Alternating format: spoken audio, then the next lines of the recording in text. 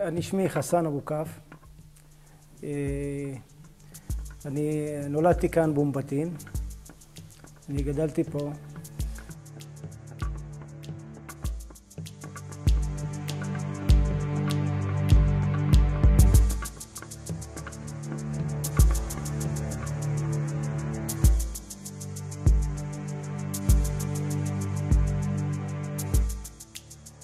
לי יש ילד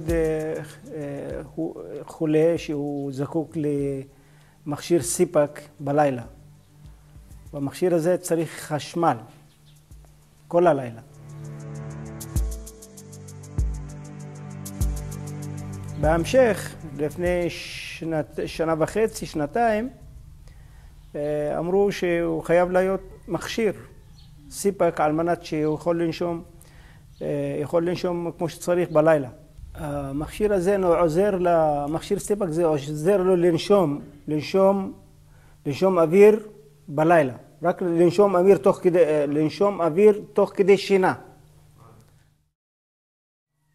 קודם כל אנחנו מודים לבוסתן, שהם מאוד עזרו לנו בתרומה שלהם.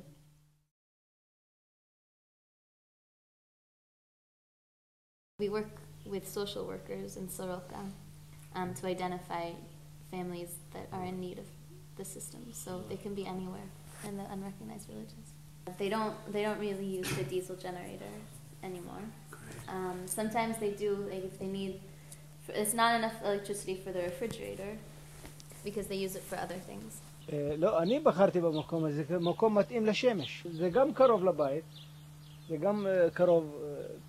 כמה שיותר קרוב לבית זה נותן יותר חשמל. This is the unit and it has batteries inside and it's locked and then it's very easy to use.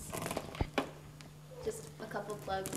And it also just provided more like a higher quality of life or happiness within their lives that they can also turn on the TV. זה בזכות כביכול בזכות בוסתן וגם בגלל שהאח שלהם היה שהוא זקוק לחשמל הזה. And I said that's on the part of Bustan, because of Bustan, and also, you know, their brother who is sick, he's also led to it that the whole family is able to enjoy themselves.